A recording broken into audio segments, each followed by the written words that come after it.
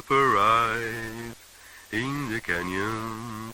That's where I long to be with my three good companions. Just my rifle, pony and me. Bonjour à toutes et à tous, ou bonsoir, ça dépend de l'heure à laquelle vous allez découvrir cette vidéo. Aujourd'hui, c'est exceptionnel. On va parler d'un cinéaste tellement important, tellement fondamental qu'on ne pourra pas tout dire. Donc, je le dis d'emblée, d'avance. C'est David Cronenberg et c'est juste un des plus grands cinéastes de l'histoire du cinéma. Ça, c'est quelque chose d'acté, on va pas y revenir là-dessus. Et avec moi pour en parler, pour parler un peu, quelques films ici et là, non pas pour parler sur, mais plutôt avec David Cronenberg. J'ai vraiment l'honneur de discuter aujourd'hui avec Romain Rimbaud. Bonjour Romain, comment vas-tu ? Mais très bien, très bien. C'est un plaisir d'être ici. C'est un bonheur même, que dis-je. Et un honneur aussi. Je vais faire plein de qualificatifs comme ça, mais c'est super. Alors Romain est un confrère. Romain est un confrère. Il a une chaîne YouTube que je vous invite à aller. D'ailleurs, vous avez le descriptif qui se trouve le lien qui se trouve dans le descriptif de cette page. Et Romain, c'est incroyable. C'est quelqu'un qui est venu vers moi avec quelques messages comme ça et on a commencé à dialoguer, à converser et j'avais très envie de continuer cette conversation autour d'un cinéaste ou d'un genre dans l'émission, dans cette chaîne, et je lui ai proposé donc une carte blanche et au fur et à mesure on a opté pour David Cronenberg. Donc je suis doublement content d'une part de parler de Cronenberg et surtout le fait que ça soit un abonné qui est venu vers moi, et je le dis souvent, faites-le, parce que si vous avez envie de faire des émissions sur tel cinéaste ou tel genre ou tel geste cinématographique, venez, ça me fait extrêmement plaisir. Donc, on va parler de Cronenberg. Alors, avant de dresser le tableau, avant d'en parler de l'intérieur, juste dresser un peu le tableau, nous, comme je l'ai dit et je le répète, nous ne sommes pas là, nous n'avons pas cette prétention de tout dire sur Cronenberg. Donc ça, c'est important. Certains de mes confrères et consoeurs l'ont fait, donc ils vont parler d'autres aspects. Allez-y. Nous, on va juste, c'est une carte blanche. Donc moi, ce qui m'intéresse, c'est de savoir la place de Cronenberg dans la cinéphilie de Romain et comment il regarde peut-être la société à travers certains films de Cronenberg. Ça m'intéresse beaucoup. On va bien évidemment, dans un premier temps, parler un petit peu de son rapport à ce cinéma-là, des quelques thématiques très souvent soulevées par la critique ou d'autres, et ça on va en parler aussi un peu. Et puis ensuite, on va se focaliser sur 5 films qui ne sont pas représentatifs de l'œuvre cronenbergienne, je ne sais pas si comme ça se dit, mais en tout cas, j'ai choisi 5 films que je lui ai proposés. Il était OK, il a même demandé d'en rajouter un, et c'est ce que j'ai fait, mais j'en ai retiré un et j'ai rajouté celui qui m'a conseillé pour des raisons qui lui sont propres et qui sont extrêmement importantes, et on va en parler de ça aussi. Voilà, donc c'est parti. Et comme j'ai souvent tendance, il y a une question que je pose constamment à mes invités, mais qui me permet moi de mieux cerner le rapport qu'entretient l'invité avec le sujet. En gros, s'il y avait une image marquante de l'œuvre de David Cronenberg, ce serait laquelle ou lesquelles ? Alors oui, justement, ce qu'on avait dit un petit peu en off, j'ai un peu triché parce qu'il y en a 2 en fait. Mais alors, 2 parce qu'il y en a une que j'ai découvert a priori de découvrir Cronenberg bien avant, sans avoir jamais vu un film de Cronenberg. Et pour revenir un tout petit peu en arrière, je crois que c'était en 98, quelque chose comme ça. Je devais donc avoir 11 ou 12 ans et j'ai eu Internet à la maison. Et étant fan déjà de cinéma d'horreur, de cinéma fantastique et de cinéma gore, je m'amusais sur Internet parce que c'était un lieu quand même, une sorte de cours de récré assez cool pour pouvoir trouver des trucs un peu chelous que tu n'as pas forcément le droit de regarder, mais que tu peux avoir accès relativement facilement. Et dans les tout débuts de YouTube, alors je sais pas exactement quelle date c'est, mais j'ai farfouillé sur des images gore à gauche à droite, sur des vidéos gore, et j'étais tombé sur un plan de ce que j'allais découvrir plus tard, être un plan de Scanners de Cronenberg qui date de 1980, dans lequel justement il y a cette explosion de tête qui pour moi était une sorte de sidération visuelle. Je ne savais pas d'où ça venait. J'avais ça en tête comme une sorte de ce qu'on appelle aujourd'hui un GIF. Fondamentalement, j'avais juste ça, et qui est devenu un GIF maintenant parce qu'on le trouve sur n'importe quel réseau social si on cherche GIF. Et pour le coup, quand on tarte Head Explosion ou ce genre de choses. Et pour moi, c'est une image qui m'a complètement subjugué, que je trouve aujourd'hui toujours aussi forte. Alors j'ai découvert Scanners peut-être 4, 5, 6 ans plus tard. En plus, c'est pas le premier Cronenberg que j'ai vu. Alors c'est peut-être pour ça d'ailleurs que Scanners m'a un petit peu déçu, dans la mesure où effet-là, pour moi, était tellement sidérant, tellement puissant, tellement fort. Et puis, bon, on en parlera un petit peu plus tard, mais me ramenait tellement à des questionnements sur le corps qui, pour moi, sont importants, et sur sa dégradation, son explosion, pour le coup, au sens strict du terme, que c'est une image qui reste dans ma tête tout le temps. Et que j'ai vraiment extrêmement souvent, quand je pense à Cronenberg, je pense à ça. C'est d'autant plus fort que c'est l'an dernier qu'il est ressorti, ou c'est juste avant le confinement, il est ressorti en 4K, il me semble, au cinéma. Il y avait une magnifique affiche qui était juste juste l'image figée en fait de la tête qui explose, que moi je trouve absolument dingue, qui est extrêmement réaliste, qui surpasse n'importe quel effet spécial qu'on peut trouver aujourd'hui pour faire une explosion de tête. Alors ça a été fait, il me semble, avec un fusil à pompe et parce qu'ils n'arrivaient pas à bricoler le truc. C'est Rick Baker qui est aux effets spéciaux, il me semble, hein, dans Scanners. Ils ont fait ça avec donc un fusil à pompe et, il me semble, une pastèque, je crois. Donc l'effet est dingue et hyper impressionnant. Et alors évidemment, c'est pour ça que le film, je trouve, un poil décevant. J'ai découvert un petit peu après, un poil décevant après, parce que finalement, le film s'ouvre quasiment sur cette explosion-là. Et après, il n'y aura plus d'effets aussi spectaculaires que ça. Mais je trouve que c'est une image, pour moi, qui est mythique, en fait. Et si on aime le cinéma gore comme j'aime le cinéma gore, pour moi, c'est une des images les plus importantes pour moi, dans un premier temps. Et elle n'est pas discrète, pour le coup, ce qui fait peut-être le contrepoint avec la deuxième image, qui est pour le coup beaucoup plus discrète, qui n'est peut-être pas l'image que retiennent les gens. Mais moi, c'est une image qui, alors, pour donner un exemple, pour être très très clair, j'en ai parlé cette année avec mes étudiants en fait en fac. J'avais des étudiants en L3, et comme il y a eu le confinement, j'ai fait, par le biais de ma chaîne YouTube, justement, je leur ai donné les cours, je leur ai dispensé les cours par ce biais-là, parce que je trouvais que c'était le plus simple. Et donc, on avait une thématique à travailler sur le vampire, et donc j'aurais proposé de travailler. Alors, c'est le cinéma européen, donc j'ai un petit peu forcé les choses pour pouvoir aller jusqu'au cinéma canadien, sur Rage de Cronenberg, donc Rabid, donc qui date de 1977, si je ne me trompe pas, et dans lequel on raconte l'histoire d'une jeune femme qui est jouée par Marine Chambers, qui est ancienne actrice porno, qui est une actrice magnifique, qui permet de jouer sur l'attraction et la répulsion en même temps, parce qu'elle est très très belle et très désirable, mais en même temps ce qui arrive à son corps n'est pas très beau et très désirable, si on peut dire ça comme ça. Et il y a ce plan très sérieux, en fait, elle a un accident de moto, il y a une sorte de greffe expérimentale qui lui est faite pour très rapidement poser le synopsis. Et il y a une sorte de parasite ou de nouvel organe qui va se développer et qui s'incarne principalement avec une sorte de trou en fait, qu'elle a sous son aisselle, et duquel sort une sorte de dard qui va venir pomper le sang de ses victimes. En gros, c'est ça. Et moi, le plan serré sur cette aisselle avec une sorte de gouffre béant à l'intérieur duquel il y a une sorte de petit truc qui gigote, je trouve ce plan profondément répugnant. Et c'est un plan qui me marque énormément. Je ne sais pas pourquoi, alors parce que moi j'ai forcément un rapport au corps qui est particulier et qui me ramène à plein de questionnements sur le fait que mon corps, c'est que dit Spinoza, mon corps obéit à des règles sur lesquelles j'ai pas de connaissance de ces règles-là. Donc je suis complètement dépassé par le fonctionnement de mon corps. Et moi, je trouve ça terrifiant en fait d'imaginer un truc indépendant à l'intérieur de mon corps qui me forcerait à faire des trucs, parce qu'en plus mon âme est prisonnière de mon corps, donc j'ai pas le choix de suivre mon corps quand mon corps s'exprime, quand il a un besoin. Donc je trouve ça assez terrifiant. Et puis d'avoir un truc autonome qui sorte de cette aisselle et cette image de ce trou qui ouvre sur l'intériorité que je ne vois pas et à laquelle je suis jamais confronté. C'est ça le gore à la base, hein, c'est une intériorité qui se fait extériorité, et ça crée de l'altérité puisque je suis jamais vraiment en contact direct avec ce qui est intérieur à l'intérieur de moi. Je trouve ça absolument horrible. Et quand j'ai monté ce petit truc pour les étudiants et que j'avais cette image sous les yeux, ça m'a foutu la nausée plusieurs fois. Elle me fout toujours la nausée. Donc voilà, Rage, c'est un film que je trouve extrêmement nauséeux. C'est incroyable. Alors, juste, il y a beaucoup de choses sur lesquelles on peut rebondir, mais juste revenir sur ce que tu disais sur Scanners. Si je peux me permettre, moi, si je devais partager avec toi mon image marquante de l'œuvre Cronenberg, c'est dans un film c'est Scanners. Et là, ça va te surprendre, c'est la fin. C'est la toute dernière fin. C'est le dernier plan avec ce travelling avant, et le personnage retire c'est pas une couette, c'est une espèce c'est une petite couverture comme ça en laine, je crois. Oui. Et il retire sa couverture et il dit on a gagné. Oui. Et moi, il faut savoir, c'est que ce film, je l'ai vu vraiment très tôt. Et le film date effectivement de 80-81. Alors je l'ai vu en VHS, donc peut-être 83, 84, quelque chose comme ça.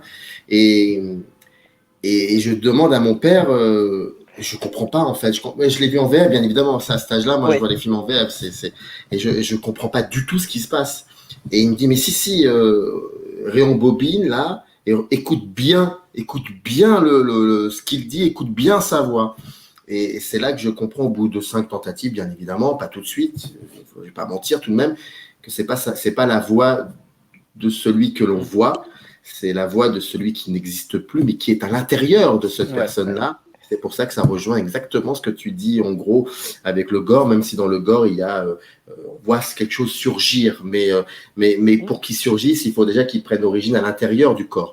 Donc voilà. Donc je suis, c'est très troublant et tu as entièrement raison. C'est vrai que c'est mais alors c'est marrant parce que tu me parles de 2 films à une période bien donnée de la filmographie de Cronenberg, et j'ai envie de te dire, mais est-ce que tu te sens un peu seul maintenant, aujourd'hui, avec ce que fait Cronenberg, ou vas-tu me contredire en disant oh là là, tu n'as pas compris, au contraire, c'est une continuité logique ce qu'il fait Cronenberg. Et je suis très, très curieux et de t'écouter m'en parler. Donc, avant de me parler de cela, si, déjà ça, et puis il y a une autre question, ce serait une question un peu bâtarde, mais qui rejoint d'ailleurs la première question, à savoir si quelqu'un qui n'a jamais vu un film de Cronenberg, ça peut exister, c'est comme ça la vie, mais ça peut exister, et qui te dit, c'est quoi un film de Cronenberg? La question qui veut dire beaucoup de choses et qui finalement ne dit pas grand-chose, parce que on est devant un cinéaste qui a une filmographie tellement particulière et tellement qui travaille beaucoup sur plusieurs strates, que ça en fait quelque chose d'assez étonnant, je veux dire. Voilà. Donc, alors voilà, il y a 2 questions, c'est à toi. Alors, comme tu dis, pour reprendre le truc que tu disais, est-ce que je me sens seul ou est-ce que j'apprécie ce qu'il fait actuellement? Peut-être. Moi, je vais répondre les deux. Je vais répondre les deux en même temps. Je vais rester dans le consensus mou. On va dire ça comme ça. Je me sens pas tant seul que ça, parce que je sais que j'ai, pour vraiment prendre ça de manière hyper pragmatique, hyper terre à terre, j'ai plein de potes qui aiment la première partie de la carrière de Cronenberg, donc je ne me sens pas trop seul, parce que moi j'aime le cinéma d'exploitation, et moi j'aime j'aime principalement la première partie de l'œuvre de Cronenberg, grossièrement. Alors, la première et la deuxième, on va dire, jusqu'à Faux Semblant. Après, j'ai plus de mal, j'ai plus de difficultés, parce que, alors, déjà, Faux Semblant n'est plus un film d'exploitation de toute façon. Mais avant, en tout cas, toute cette partie-là, et j'extrais, je vais enlever aussi Stéréo et Crimes of Future, qui sont des films expérimentaux, qui ne sont pas vraiment du film d'exploitation non plus. Mais voilà, à partir de Frisson, Rage et ce qui va s'en suivre, moi, ça reste ma partie préférée, parce que j'aime le gore et que je trouve que Cronenberg n'a jamais été aussi puissant. Parce que je pense que c'est un réalisateur, mais c'est aussi un philosophe, pour moi, Cronenberg. Et je pense qu'il n'a jamais été aussi puissant philosophiquement que quand il utilise le gore. Parce que je trouve qu'il part de quelque chose de très théorique, de très abstrait. Il va le faire chair, fondamentalement, c'est la nouvelle chair. C'est partir du théorique, en faire quelque chose de pratique et très. Et souvent, il s'arrêtait sur ce point-là pour moi. Il s'arrêtait là-dessus. C'est-à-dire qu'il mettait en pratique des éléments théoriques extrêmement abstraits, extrêmement complexes, qu'il traitait de manière extrêmement radicaux à travers la chair. Moi, la partie qui est après, alors qu'il commence déjà un petit peu dans Faux Semblant, c'est qu'il va rebondir sur cette chair, sur ce truc concret, pour repartir dans la théorie. Et moi, ça m'accroche beaucoup moins et ça me touche beaucoup moins. C'est ce que j'ai tendance toujours à dire à mes élèves quand on fait parce que je travaille beaucoup sur le cinéma avec mes élèves en philo. J'aime bien leur montrer des films qui touchent viscéralement. Parce que je pense que c'est beaucoup plus difficile d'amener quelqu'un à réfléchir si on le balance c'est difficile si on le balance plein d'infos théoriques. Alors que si on le touche dans les tripes, je trouve que c'est beaucoup plus facile d'amener des questions. Et puis toucher dans la tête, c'est donner des réponses. Toucher dans les tripes, c'est poser des questions. Et pour revenir à la philo, pour moi, la philo, c'est pas des réponses, c'est des questions. Ça n'amène qu'à des questions. Il n'y a aucune réponse comme dans la philo. Et je trouve que justement, le fait de travailler dans le cinéma de genre, fondamentalement, le cinéma d'horreur, le cinéma gore, le cinéma fantastique, la SF, quand ça touche viscéralement, ça amène à se poser des questions. Pourquoi j'ai été choqué? Parce qu'on parlait tout à l'heure d'images choquantes ou d'images qui marquent. Cronenberg, sa filmographie, elle est blindée d'images marquantes et choquantes, qui sont d'ailleurs soit parfois explicites, soit suggérées, soit elles existent dans ton imaginaire à toi parce qu'il les suggère suffisamment bien pour qu'elles existent. Et souvent, c'est des images qui choquent viscéralement, qui choquent dans les tripes. Et c'est pour ça que moi, je trouve ça fascinant, sa première partie de carrière, parce qu'elle t'amène à te poser des questions sans te fournir des réponses. Je trouve que la troisième partie de la carrière de Cronenberg, elle donne plus de réponses, elle est beaucoup plus discursive que l'est la première, où elle nous amène beaucoup plus à nous poser des questions. Je ne sais pas si c'est très clair en fait. C'est très très clair. Mais alors selon toi, ce serait, pardon de t'interrompre, mais selon toi, s'il y avait une date comme ça dans sa filmographie où effectivement on passe à autre chose, ce serait laquelle? Ce serait quel film? Moi, j'ai l'impression que l'apogée, c'est La Mouche, pour moi, où il traite la nouvelle chair, c'est-à-dire qu'il la débute, il la théorise et il l'achève, il achève quasiment dans Vidéodrome et il la parachève dans La Mouche. Mm. Et pour moi, le film de la Jonction, qui est un film que je trouve absolument extraordinaire, qui est Faux Semblant, pour moi, c'est le film de la Jonction, où il est entre les deux. Et une fois qu'on passe Faux Semblant, on passe à complètement autre chose. Et on sort du cinéma fantastique à proprement parler, même si on y est encore un petit peu. Alors, évidemment, je trouve qu'il y a des visions, par exemple, dans Le Festin nu, qui ramènent à du body horror aussi. On parlera peut-être plus tard de History of Violence, où il y a aussi du body horror dans une certaine mesure, dans les promesses de l'ombre, avec le travail sur le tatouage notamment, on travaille le corps, les modifications du corps.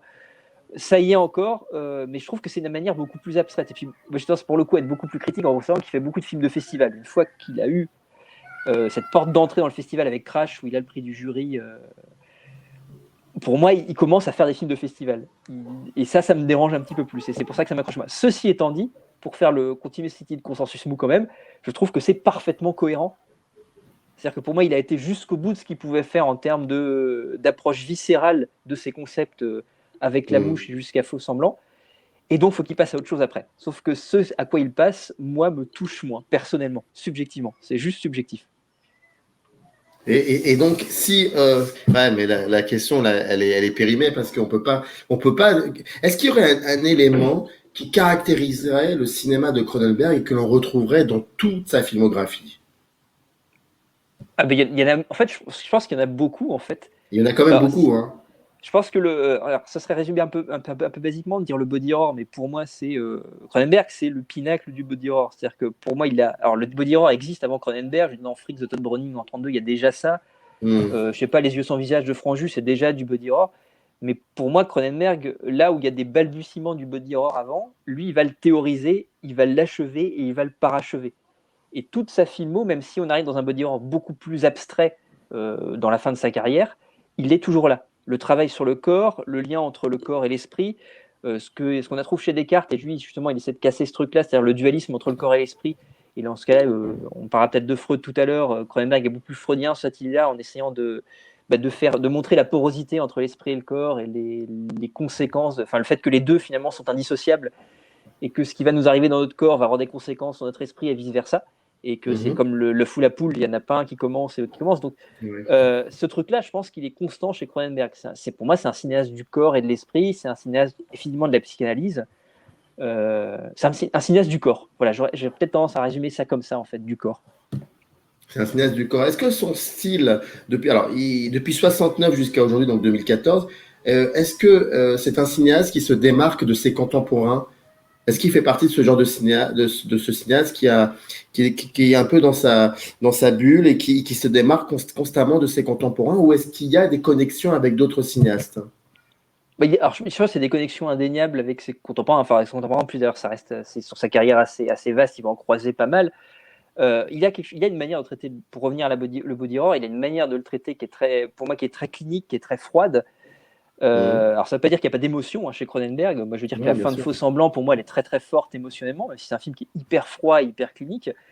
Mais en même temps c'est pareil, sa mise en scène elle a beaucoup muté en fait, pour revenir à la question de la mutation qui est toujours présente chez Cronenberg. Son cinéma a toujours muté de Stéréo, Crime of Future qui étaient des films très expérimentaux qui pour moi dans une certaine mesure me fait penser beaucoup à Lynch en fait sur pas mal de points. Mais il y a plein de points d'ailleurs à faire avec Lynch, je pense chez Cronenberg. Je veux dire quand on regarde Eraserhead par exemple 76. Pour moi, il y a du body horror dedans, il y a des ponts qu'on peut faire entre Cronenberg sur la manière de travailler, notamment le lien entre le corps et l'esprit, qui sont fondamentaux chez Lynch, on peut faire des liens. Cronenberg, je pense, il a beaucoup aussi inspiré le body horror. Donc des gens comme Clive Barker, par exemple, pour moi, c'est indéniable qu'il y a du Cronenberg derrière. Et je pense que ça a nourri Cronenberg dans une certaine mesure. En plus, il y a des liens très très étroits, puisque Cronenberg joue dans Nightbreed, enfin Cabal et il joue un psychiatre, ce qui n'est pas anodin non plus, de Clive Barker. Je pense à des gens comme Tsukamoto aussi, je pense qu'ils sont beaucoup inspirés de ça, des gens comme qu'on fait Tetsuo pour le coup, et quand on regarde Tetsuo The Body Hammer, c'est assez marrant de voir que finalement, dans une certaine mesure, je pense que Cronenberg a vu le premier Tetsuo, mais je pense que Cronenberg a vu Tetsuo 2, et que Crash, en grosse partie, pour moi, il est très inspiré de... En tout cas, je fais un lien, on va dire, je ne sais pas si c'est inspiré volontairement, mais je trouve que Crash ressemble beaucoup, pour ne pas dire énormément, à Tetsuo 2 de Body Hammer de Tsukamoto. Je pense qu'il se démarque parce qu'effectivement, il a son approche, encore une fois, très clinique du body horror qui va irriguer tout le body horror, puisqu'il fait que quand tu fais du body horror, c'est très compliqué de ne pas d'être décollé de Cronenberg. Après, on va souvent dire tu fais du Cronenberg ou tu vas être affilié à Cronenberg ou ça ressemble à Cronenberg. Donc il a une approche forcément qui est à lui.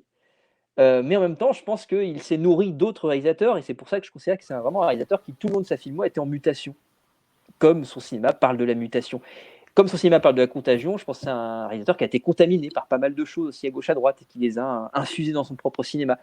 Donc je pense qu'il y a ce côté-là, il y a une approche personnelle, un truc qui fait qu'il est extrêmement singulier, et en même temps il y a ce côté patchwork, mutation, excroissance qui pousse de partout en cinéma. C'est un cinéma qui est très biologique, qui est très viscéral, et en cela je trouve qu'on peut vraiment le traiter comme un organisme vivant en fait. Son cinéma, c'est un cinéma qui est vivant tout le temps, même s'il est très froid aussi.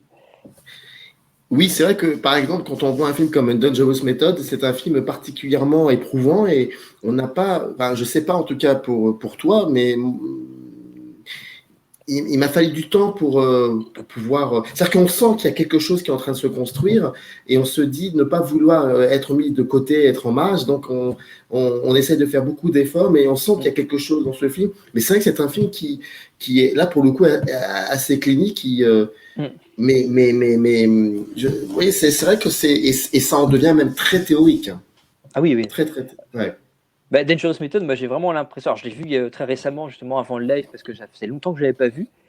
Et alors, moi vraiment, pour moi, c'est la déconstruction totale en fait. C'est-à-dire que c'est comme si Cronenberg, Dangerous Method, il montrait les rouages théoriques et historiques qui sont à l'origine de son cinéma fantastique. En fait, c'est-à-dire que c'est fondamentalement le film. Alors je sais, je pense que ça a été écrit certainement à plein d'endroits, mais c'est pour moi le film jumeau de Faux Semblants, en fait, c'est la même chose. Et le thème de traité de la gémellité en plus qui est dans Faux Semblants, mais c'est la même chose en fait. Ça parle de deux scientifiques, l'un qui va se laisser beaucoup plus aller au corps et qui va contaminer ce que Freud appelle le principe de réalité par ses pulsions, qui est le personnage de Jung fondamentalement, et l'un qui est le père théorique, etc., abstrait. Les deux personnages entretiennent une sorte de relation à la fois fraternelle, une relation professionnelle et une relation de fascination dont on ne sait pas vraiment ce que c'est, comme les personnages de Beverly et Elliot dans Faux Semblants, et leur relation va être phagocytée puis détruite et ça va se déliter à cause d'une femme en fait qu'ils vont rencontrer, qui va créer la séparation de ces deux personnages. C'est marrant parce qu'il y a même l'affiche, je ne sais pas si c'est l'affiche française ou si c'est l'affiche qui a été, enfin c'est l'affiche française, mais je ne sais pas si elle a été utilisée aux États-Unis à base, c'est un désir de Cronenberg ou de son graphiste de faire ça. Mais les deux affiches se ressemblent beaucoup. Il y a une sorte d'affiche où on voit donc les deux personnages, alors que ce soit Freud ou Jung ou Beverly et Elliot, avec cette femme au milieu, avec leurs visages qui sont une sorte de fondu qui fait que le regard de l'un se fond dans le regard de la jeune femme au milieu. Et je trouve que ces films, c'est très très curieux en fait. Pour moi, ouais, effectivement, tu dis que c'est très théorique. C'est vrai que c'est un film qui est extrêmement abscon et pas forcément facile. Si tu t'intéresses pas un minimum à Freud ou que tu vas pas lire un petit peu dessus ou que tu n'as pas un minimum de bagage, moi j'ai un minimum de bagage parce que ma femme a fait des études de psycho, donc j'ai ce minimum de bagage qu'elle m'a appris. Donc elle réécoutera ça et bien sûr elle réécoutera le live et la vidéo. J'espère elle pourra me dire s'il y a des erreurs en commentaire ou pas. Je suis pas du tout spécialiste de Freud, loin de là. Mais voilà, je trouve que ces deux films-là sont intéressants parce que c'est vraiment, il expose un petit peu les rouages dans Dangerous Method de tout ce qui jusque-là soutenait son fantastique en fait et sa SF. Mais là, en le montrant vraiment très théorique et très historique, où il y a ces sources historiques qui sont là, même si c'est romancé évidemment. Juste une parenthèse, j'aime beaucoup cette idée de Gus Van Sant utilisant David Cronenberg en tant qu'acteur dans Prêt à tout. Et qui lui donne le rôle d'un personnage qui est là pour faire disparaître les corps. J'aime beaucoup cette idée-là. C'est un beau clin d'œil, de disparaître les corps. Quand on connaît un peu le cinéaste. Selon toi, encore une petite question assez basique, je l'avoue, mais ça m'intéresserait, toi, ta subjectivité par rapport à cette question. Dans l'histoire du cinéma, qu'est-ce qui représente Cronenberg, selon toi? Je vais un peu tourner en rond encore, je suis désolé. Mais pour moi, parce que tu penses que depuis 24 minutes, tu tournes en rond. Moi, continue à tourner en rond comme ça me va très bien, tu sais. Au contraire, c'est très clair. C'est très, très clair. Je vais dire la même chose, hein, parce que je vais dire le body horror, en fait, pour moi, c'est... je vais revenir sur ce que pour moi, c'est le pinacle du body horror. C'est le type qui a le mieux théorisé et mis en pratique la relation entre le corps et l'esprit, en fait, ou les relations D'accord. là, ou les relations entre les deux, et qui a été le plus loin, en plus, le plus radicalement possible. Parce que je veux dire, il y a des gens qui ont essayé aussi de faire ça. Je pense à un autre film qui est très inspiré de Cronenberg, qui est je fais travailler mes élèves souvent en philo parce que je trouve que c'est intéressant. Splice de Vincenzo Natali, Ah, qui est un compatriote pour le coup canadien aussi, et qui est une sorte d'hommage à La Mouche, et à La Mouche, à d'autres films de Cronenberg d'ailleurs, et qui, pour le coup, à mes yeux, pas suffisamment radical. Il va pas justement au bout. Il est pas parce que je pense que Cronenberg est quelqu'un de profondément pervers en fait. Il y a quelque chose. On est tous, si vous voulez, on est tous un petit peu. Il joue sur ces côtés-là, sur notre côté voyeur, sur notre curiosité, etc.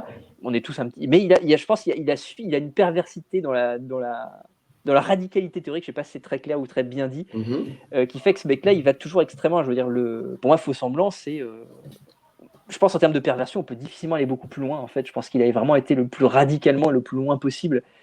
Je pense à Chromosome 3 un petit peu de la même manière aussi.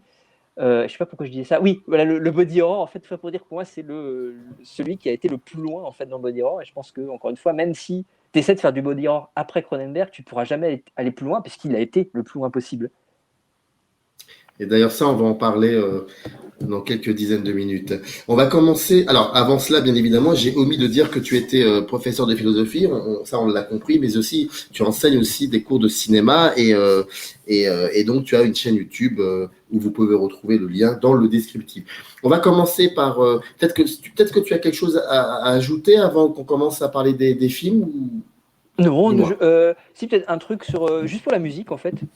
Ouais. On aurait pu en parler plus tard, mais c'est Howard Shore aussi qui est par rapport au style de Cronenberg aussi. Je pense qu'il est indéniablement lié de manière indéfectible à Cronenberg, au film de Cronenberg en fait. C'est-à-dire que sa musique, les scores, différents scores de Howard Shore, ils sont incroyables en fait. C'est-à-dire que quand moi j'écoute du Howard Shore, je suis chez Cronenberg, et quand je regarde du Cronenberg, je ne peux pas. Pour moi, ça ne peut pas être un autre compositeur que Howard Shore parce qu'il crée aussi cette unité dans sa filmographie aussi en fait, qui fait que tout est très différent, mais en même tout est très riche, mais en même temps, on sait où on est. Et ça participe de cette ambiance extrêmement pesante, extrêmement lourde, extrêmement perverse, malsaine. Pour moi, Howard Shore participe énormément à ça. Même alors il me semble que c'est à partir de Chromosome 3 qu'il a commencé à composer. Il n'a pas fait Frisson et Rage, et Mhm. ni Crime of Future et Stéréo, mais voilà, je trouve que pour moi, c'est un truc absolument.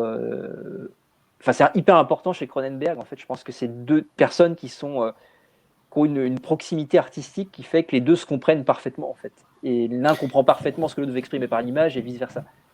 C'était lui qui avait composé la musique de Scanners? Oui aussi, il me semble, oui. Ah, ce sera Parce vérifié, j'ai un que doute. parce que c'est juste c'est assez alors oui c'est lui bah oui c'est lui Oui, je crois qu'ils ne sont pas c'est lui c'est séparés lui du tout.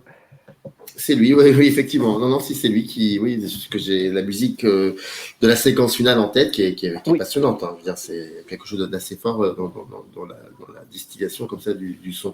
Premier film qui te parle énormément parce que je crois que c'est ton préféré de l'œuvre de Cronenberg. Alors voici l'image en question. Voilà l'image que j'ai choisie. ok. Non, Est-ce que tu veux que je la remette ou je pense que tu l'as ou tu l'as suffisamment vu? Tu veux que je la ouais, remette ouais. peut-être? Allez, Non, c'est très. Ah, voilà. Donc c'est Chromosome 3, c'est un film de 79 et c'est un film qui est très très très. Alors c'est pas le premier film de Cronenberg, c'est un film qui est extrêmement particulier dans son œuvre et toi-même tu me l'as proposé en fait. Je voulais te proposer Frisson, mais tu m'avais dit bah écoute on peut aussi en parler de Frisson, mais est-ce qu'on peut parler aussi de Chromosome 3 et j'ai fini par mettre Frisson de côté et me dire pourquoi pas d'emblée commencer par Chromosome 3 par cette séquence. Ça c'est pratiquement la fin, c'est même oui c'est pratiquement la fin et j'aime beaucoup ce plan où on voit ce personnage.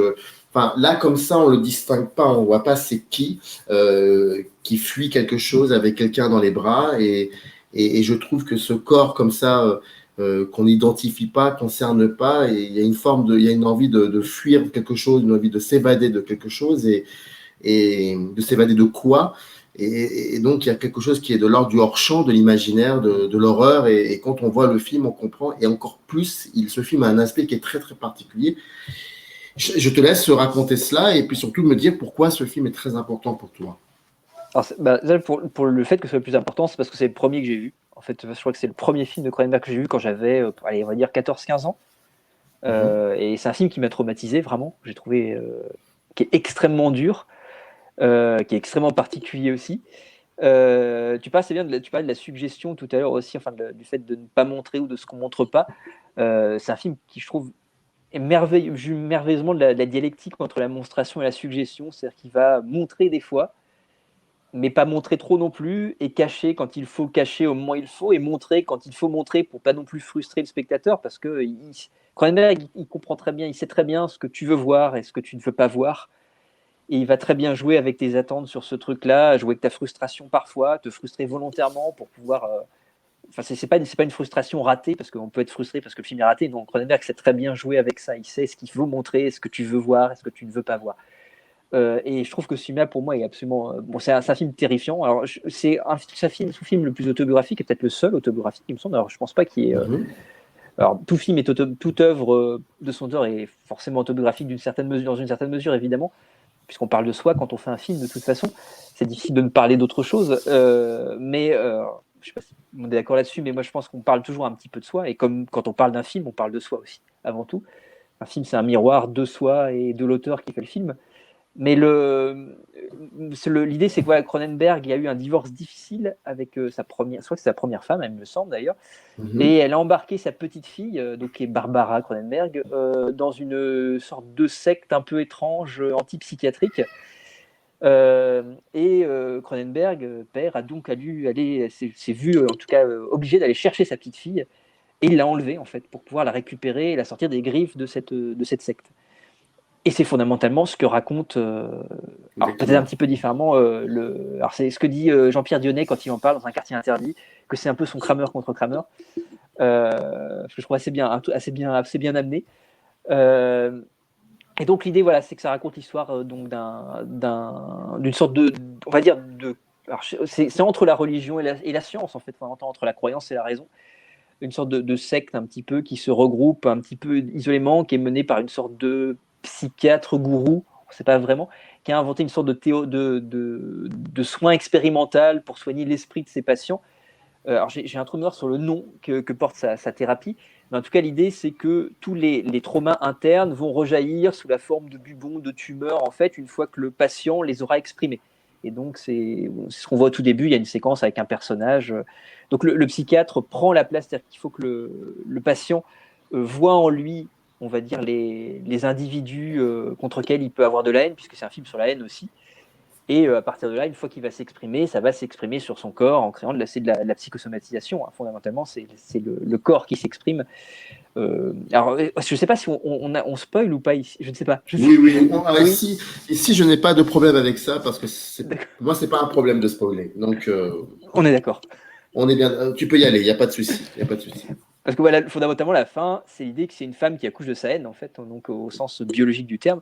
Donc pour revenir sur le principe, donc on a cette secte un peu, enfin ce culte un peu étrange de médecine parallèle, on va dire ça comme ça. On a la femme du personnage principal qui est malade et donc qui est intégrée dans cet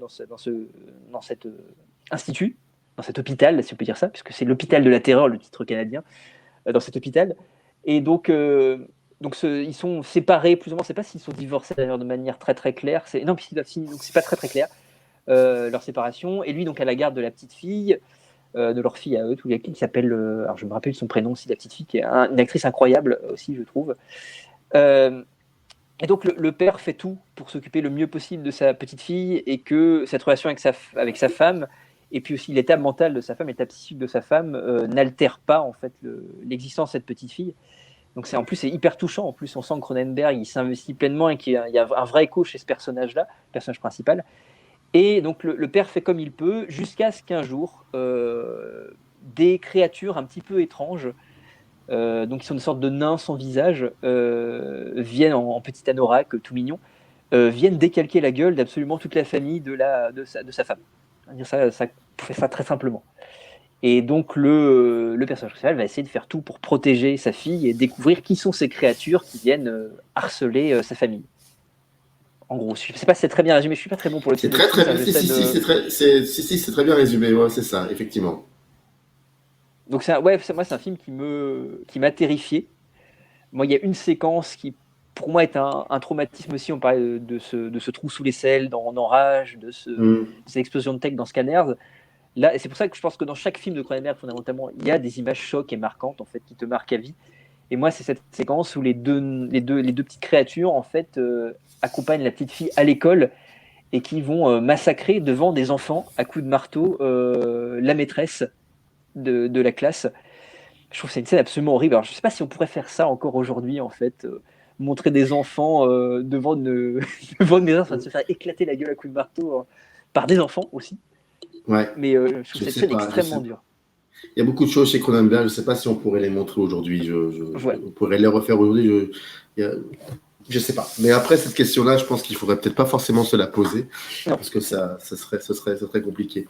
Donc, mais ce qui est assez incroyable avec Chromosome 3 aussi, c'est qu'il y a une ambiance très particulière, ne serait-ce même que le grain d'image qui est dans la continuité de Rage ou de Scanners, par exemple. Surtout Scanners, d'ailleurs. Il y a comme ça une période très particulière, comme tu l'as évoqué, et on en parlera après avec Vidéodrome dans le plan suivant, dans l'image suivante. Mais oui, c'est vrai que le corps en lui-même, là, il l'interroge frontalement, cette question-là du corps. Il n'y a plus c'est pas ce qu'il fera plus tard, ou il le théorisera plutôt. Et il y a un côté même particulier en voyant ces films-là. Tu as cette impression, comment dire, la mise en scène est tellement classique que tous ces moments de gore viennent dynamiter le classicisme de ces plans. Il y a quelque chose de très très beau à l'intérieur même du plan qui présente quelque chose de très... On croirait même que ce sont des plans de téléfilm. Et finalement, tu as un truc qui vient dynamiter le cadre en lui-même, c'est toutes ces parties gore, c'est cette espèce de restructuration du corps, et c'est ce qui en fait que le film finalement continue de te dire constamment soit sur tes gardes. Tout à fait. Mais quand tu dis parle de téléfilm, Cronenberg, avant de faire après Crème de Futur et avant Frisson, il a principalement travaillé pour la télé. Il a fait beaucoup de téléfilms avant de se lancer. Donc effectivement, il y a une mise en scène qui est très très classique et puis aussi du cinéma de genre classique en fait. C'est-à-dire on est sur c'est un film de monstre qui se cache pas. C'est un film d'exploitation. C'est un film pour moi qui n'a pas. C'est ça que j'aime bien chez Cronenberg au début aussi, c'est qu'il n'y a pas. C'est un cinéaste qui pète pas plus haut que son cul.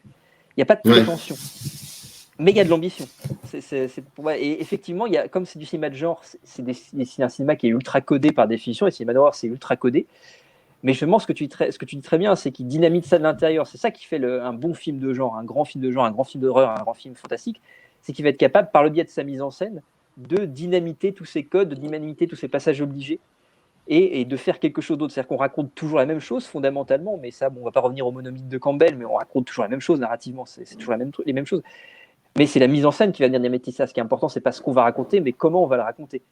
Et Cronenberg, je trouve, le fait merveilleusement bien dans Chromosome 3, où il y a des choses qui me font penser à plein de trucs que j'ai déjà vus dans le cinéma de genre. Je veux dire, les premiers plans qui me terrifient, que je trouve vraiment terrifiants, quand j'ai vu pour la première fois, je ne savais pas que c'était des nains un peu bizarres avec des visages difformes, etc., qui agressaient les gens. Donc les premiers plans que tu vois, c'est la mère, je crois que c'est la mère de la femme du héros qui est assassinée dans sa cuisine. Et on ne sait pas ce qui va l'agresser, et on va jouer pour le coup principalement sur la suggestion et sur ces plans de mains, de petites mains qui sortent. Alors il me semble d'un monte-charge, je crois que c'est un monte-charge, la première image, et on voit cette main petite, donc une main d'enfant, mais avec des rides sur la main. Donc on voit que c'est pas une main d'enfant vraiment, mais c'est une petite main vieillissante. Donc déjà on joue cette dichotomie du corps, sur des aberrations corporelles. Et là pour moi il y a quasiment des plans qu'on pourrait voir dans un giallo en fait, avec des décadrages pour justement créer ces sortes de plans subjectifs qui n'en sont pas vraiment, ou c'est simplement du décadrage pour pas voir la créature ou la menace, et c'est ce qui la rend extrêmement angoissante, anxiogène. Et puis il y a cette brutalité, c'est-à-dire qu'on parlait de gore tout à l'heure, Chromosome 3 n'est pas le film le plus gore de Cronenberg, c'est un film qui est surtout extrêmement brutal en fait, c'est-à-dire qu'il a une manière de traiter, on parlait clinique, une manière très froide et très clinique sa violence dans ces séquences-là, où il y a peu d'inserts finalement quand on voit frapper, il n'y a pas d'effet de prosthétique ou quoi que ce soit, c'est montré de manière extrêmement radicale, extrêmement posée, extrêmement directe. Et je trouve ça extrêmement traumatisant, pour revenir. Enfin, moi, je tourne en rond sur le mot traumatisant, mais pour moi, c'est un film qui m'a traumatisé, en fait. Et qui en même temps extrêmement fort émotionnellement. Bah, tu parlais de gore, et je vais te montrer quelque chose, tu vas voir, c'est très très gore ça par contre. C'est Vidéodrome, ça date de 83 et voici l'image que j'ai choisie. Ah, je pense me douter de. Oui, oui, oui. Ok. Effets spéciaux de Rick Baker extraordinaire. Mais alors, je vais le remettre parce que c'est incroyable. Je veux dire, c'est incroyable parce que je l'ai revu récemment pour le live et je trouve que le film est toujours aussi intéressant. Mais toute cette partie-là d'effets spéciaux de gore, je trouve que ça n'a pas vieilli. Non, du tout. C'est, ça m'a marqué ça d'ailleurs que ça n'ait pas vieilli. Et alors pourquoi je te montre ça, cette capture d'écran? Parce que on en a beaucoup parlé au début de l'émission, donc on va pas pouvoir, enfin on va pas se répéter, mais ça a été, tu parlais en fait du body horror, mais aussi le rapport au corps.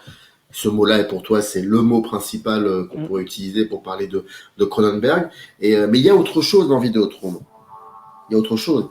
Il y a ce rapport à la télévision, enfin ce rapport à quelque chose qui est derrière l'écran. Et moi, quand je l'avais vu, quand je l'ai revu, ça m'a frappé, alors que j'avais pas vu ça la première fois. Mais que dit ce film de cette société en 83? Est-ce que c'est vraiment un film sur le rapport à l'image, sur ce que c'est réellement une image, comment il faut voir réellement une image, et qu'est-ce que ça peut générer trop d'images aussi? T'as raison, ça filme sur l'image, sur notre rapport. Enfin, il y a plein de degrés de lecture en fait. Je pense que, Ouais.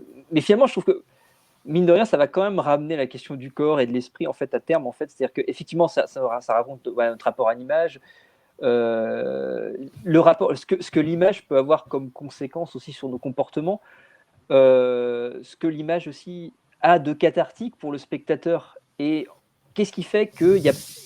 L'idée, c'est est-ce qu'il y a une porosité entre la catharsis enfin, on va dire j'arrive pas à trouver le mot, on va dire le rôle cathartique de l'écran pour l'individu et la porosité entre ça et le monde et la société.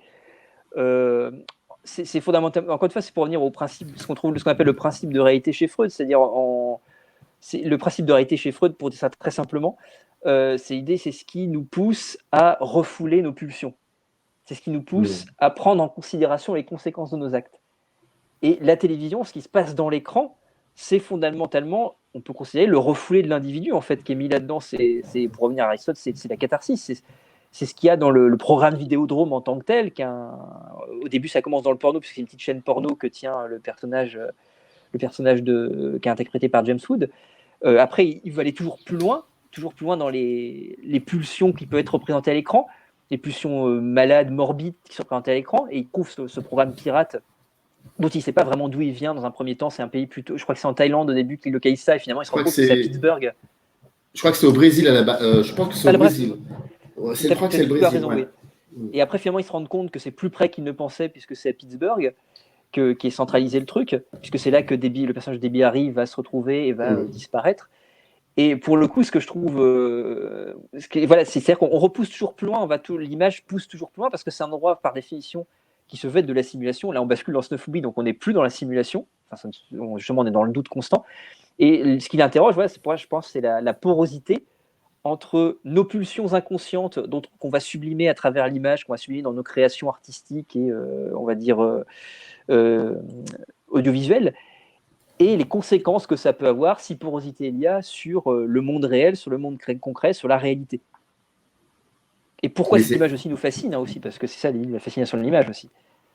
Mais c'est assez incroyable quand même qu'en 83, Cronenberg nous raconte un peu ce que nous allons vivre aujourd'hui à travers la multitude d'images, ne serait-ce qu'à la télévision, qui finalement ne disent pas grand-chose.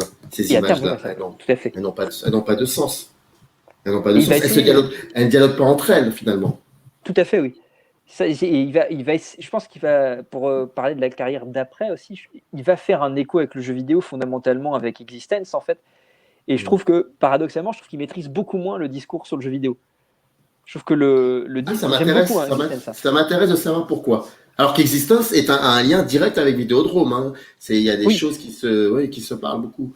Et pourquoi ça m'intéresse de savoir Pourquoi il serait plus mal à l'aise, enfin il est mal à l'aise avec le jeu vidéo, comme tu disais. Enfin, je trouve qu'il est. Alors, disons que pour revenir à Vidéodrome, pour moi, il est visionnaire. Pour moi, c'est un film visionnaire. C'est Andy Warhol qui dit que pour lui, c'est l'Orange Mécanique des années 80, Vidéodrome. Donc, c'est un film qui, pour moi, qui a n'importe quoi. Je crois qu'il y a Tavernier aussi qui avait une sorte de citation là-dessus aussi, en disant que c'est un film pour le coup visionnaire. Et je pense que c'est un film très important, comme tu le dis. Il a anticipé énormément de choses. Je trouve qu'Existence, alors je dis, il est malaise. Je trouve que le film est beaucoup plus maladroit avec le jeu vidéo. C'est-à-dire que j'ai l'impression, moi, pour le coup, qu'il a du mal à sortir du carcan simplement la dichotomie réalité virtuelle, en fait. Le fait qu'effectivement, la réalité virtuelle se mélange, qu'au bout d'un moment, on ne sait plus où on est, etc. Sur le simple jeu, le simple entre guillemets, attention, hein, le simple jeu de l'emboîtement du truc à tiroir et de. Je trouve qu'il. Alors, ça reste un film que j'aime beaucoup, mais je trouve que ce qu'il dit du jeu vidéo, je trouve qu'il dit moins du jeu vidéo qu'il ne dit de l'image télévisuelle dans Vidéodrome. Je trouve qu'il n'arrive pas à sublimer les faits, à transformer les faits. Je trouve qu'il reste dans un carcan narratif, thématique et philosophique qui reste le jeu vidéo nous amène, pour dire ça très basiquement, à confondre réalité et fiction. Alors même s'il y a des questions sur le corps aussi, puisque il y a cette altération, le virtuel et ce monde dans lequel on va aller, pour revenir à Vidéodrome aussi, nous amène à satisfaire certaines pulsions qui ne peuvent pas être satisfaites par le biais du principe de réalité freudien. Donc, à quel moment on va basculer de l'un à l'autre, à quel moment il va y avoir porosité entre le médium vidéoludique et le principe de réalité. Alors, je ne sais pas si c'est très clair, pareil, ce que je dis, j'essaie de faire clair. C'est très clair. C'est très clair. Mais... Non, mais est-ce qu'il faudrait déjà pour cela trouver un sens dans le... Enfin, comment dire? Je pense qu'à partir du moment où on essaie de commencer à questionner la télévision et faire un film comme Vidéodrome, c'est parce qu'on trouve une forme... Enfin, on y trouve personnellement un sens aux images que génère la télévision. Est-ce que Cronenberg, finalement, ne trouvait pas forcément de sens est-ce qu'il n'y croyait pas? En fait, est-ce qu'il croyait réellement aux images est-ce que les jeux vidéo pouvaient générer? Est-ce qu'il pensait réellement que ça pouvait générer des images avec du sens, les jeux vidéo? Est-ce que c'est peut-être parce qu'il ne se posait pas cette question-là que le film, selon toi, ne prend pas forme? C'est un petit peu, je comparais un autre film alors je ne sais pas si ce sera peut-être plus clair comme ça. Moi, je compare pas mal au Diary of the Dead de Romero. Donc, celui en son found footage où il joue aussi sur les réseaux sociaux, sur la multiplicité des écrans. Je trouve pareil, c'est un Romero, on sent, il était relativement âgé quand il a réalisé et on sent qu'il maîtrise pas tellement ce sujet. Alors, on a l'impression d'avoir les craintes d'un individu plutôt âgé qui a ce regard sur une sorte de déferlante d'images qui arrive et qui ne sait pas vraiment quoi en faire, qui est pas du tout, je ne veux pas dire qu'il n'est pas pertinent, il y a des choses qui sont intéressantes. Mais on le sent un petit peu dépassé. Il essaie de faire comme il peut, il essaie de donner son avis de vieux briscards, vénères qui voient ce truc-là arriver. Et ça trop cool, j'adore, hein, qu'il soit vénère et tout contre tout le système et que ce qui arrive. Mais je le sens pas à l'aise avec le truc. Et c'est un petit peu pareil avec Cronenberg. Je sens qu'il, voilà, je sais pas si le jeu vidéo l'intéresse fondamentalement en fait. Cronenberg, j'ai pas l'impression quand je vois Existence que le jeu vidéo l'intéresse. Son histoire l'intéresse, il a envie de dire des trucs, mais je suis pas sûr que le jeu vidéo en tant que tel, en tant que médium, l'intéresse fondamentalement en fait dedans. C'est qu'un sentiment. Là où la télévision, je pense, l'intéresse beaucoup plus. Et puis j'ai l'impression qu'il y a effectivement une redondance aussi avec Vidéodrome qui fait que j'ai l'impression d'avoir le même film, mais avec un médium dont il traite qui est moins maîtrisé ou qui l'intéresse moins en fait peut-être aussi, mais qui doit quand même l'intéresser un minimum puisqu'il a fait un film dessus évidemment. Donc, après, mais je le sens un peu moins à l'aise. À mon avis, ce que tu dis, c'est en gros que peut-être inconsciemment, il ne considère pas cela comme une production de fiction, finalement, le jeu vidéo. Alors que la télévision pourrait effectivement produire des fictions. Enfin, j'entends là, dans la manière de questionner la télévision. Mais c'est vrai que, peut-être qu'il ne regarde pas. Mais c'est vrai que bon, en tout cas. Peut-être que je dis ça en tant qu'individu qui joue aux jeux vidéo, parce que je joue beaucoup aussi.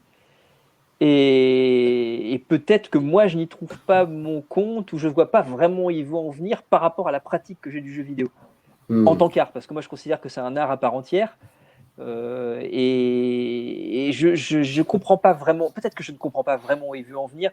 Si je n'ai retrouvé les thématiques de Cronenberg, parce que je trouve qu'il y a des trucs géniaux dedans. Je veux dire, le pod de jeu qui est une sorte qui est une sorte d'organisme vivant qui se branche à la base de la colonne vertébrale, une sorte de truc à la fois un truc cordon ombilical et en même temps un truc quasi anal qu'on peut avoir qui ramène effectivement à ce trou dont je parlais tout à l'heure sous l'aisselle de Marine Chambers.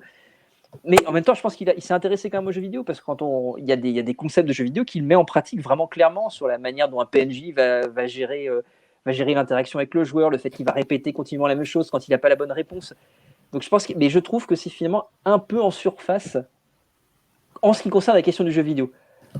À côté de ça, Existence, je trouve que c'est un film génial pour tout ce qui est à côté. Voilà, c'est comme ça que j'aurais tendance à dire. Je trouve le film génial quand même, mais pas sur la partie jeu vidéo. Troisième image, c'est un film qui, pour toi, marque une fin d'une période pour une autre.